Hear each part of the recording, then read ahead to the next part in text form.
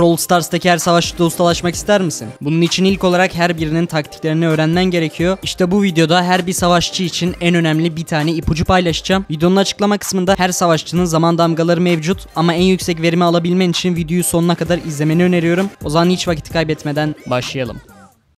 Shelly ile başlıyoruz. Fişek şoku, yıldız gücü ve hedef tahtası aksesuarını kullanarak süperinizi ve aksesuarınızı aynı anda kullanarak rakibinizi garanti bir şekilde kesebilirsiniz. Nita oynarken orta menzilin en güçlü karakterlerinden biri olduğunuzu unutmayın. Ne çok yakına girmeyin ne de çok uzakta kalmayın. Süperinizi de her zaman arkanıza atarak rakibin mermilerini harcamalarını sağlayın. Colt ile ateş ederken veya süper atarken her zaman rakibinizin yürüdüğü tarafa yürüyün ki daha fazla mermi rakibe değebilsin. Bull ile topu ileri fırlatıp ulti aksesuar kullanarak beleş bir gol elde edebilirsiniz. Brock ile tekli duvarların arkasından rakiplere vurabiliyorsunuz. El Primo ile otomatik saldırı, ulti, aksesuar, otomatik saldırı kombinasyonuyla oyundaki her savaşçıyı kesebiliyorsunuz. Barley'i çoğu duvarlı haritada ilk seçim olarak seçebilirsiniz ve karakterle genelde çok agresif bir şekilde oynarsanız rakiplerinize kabus yaşatabilirsiniz. Poco oynarken tiz solo yıldız gücünün yardımıyla gerektiğinde güçlü bir hasar karakterine dönüşebiliyorsunuz. Poco'nun hasarını kesinlikle küçümsemeyin. Rosa'nın haşin çalılar aksesuarı ve hiper şarjını aynı anda basarsanız rakipler öyle bir yavaşlıyor ki artık sizden kaçma şansları kalmıyor. Jesse'nin tamir yıldız gücünü kullanarak mermi en yakındaki düşmana gideceği için çalıda saklanan rakipleri tespit edebilirsiniz. Dynamite ile ateş ederken eğer zıplama yıldız gücünü kullanıyorsanız önce altınıza dinamit bırakın, ardından rakibe vurun. Bu sayede eğer rakip ateş ederse mermisini dojlamış olursunuz. Tikili oynarken eğer bir suikastçı ile karşılaşırsanız tam altınıza mayın bırakın ki bu sayede rakip size saldırdığı an tek yer. 8 bit oynarken genelde hileli fişek aksesuarını tercih edin ki zor durumda kaldığınızda anında geri çıkabilirsiniz. Rico ile sürekli duvarların yanında olmalısınız ki biri geldiği an aksesuar ve süper ile tek atabilirsiniz. Daryl'ın geri tepmeli çevirici aksesuarıyla kasaya dehşet hasar verebilirsiniz. Bunu dostluk savaşlarında antrenman yaparak öğrenebilirsiniz. Penny'nin ağır top yıldız gücü ve tuz fıçısı aksesuarını kullanarak oyundaki çoğu tanka dehşet hasar verebiliyorsunuz. Carly ile süper basmadan önce bir tane normal saldırı atın ki süperinizle rakibin içinde dönerken geri dönen baltanız da ekstradan hasar vurabilsin. Jackie ile savaş topunda topu kaleye atıp süperinizi kullandığınızda %100 beleş bir gol atabiliyorsunuz. Hatta durdurulması da imkansız. Gus'ın yakın zamanda aldığı güçlendirme ile artık süper atınca yakındaki rakipleri geri ittirebiliyoruz. Üstümüze bir suikastçı atladığı an zamanlayarak süperi atarak rahatlıkla kurtulabilirsiniz. Bo oynarken mermilerimiz düz bir çizgide gitsin istiyorsak sola doğru, mermilerimiz yayılsa istiyorsak sağa doğru yürüyebiliriz. Emzile rakiplerimizi ne çok uzakta ne de çok yakında tutmamalıyız. Eğer bir rakip çok yakına gelirse önce otomatik saldırı sonra aksesuar kullanın. Sto oynarken süper atmadan önce normal vuruş atın ki eğer normal vuruşunuz değerse süperiniz anında tekrar gelsin. Bu sayede sınırsız süper atabiliyorsunuz.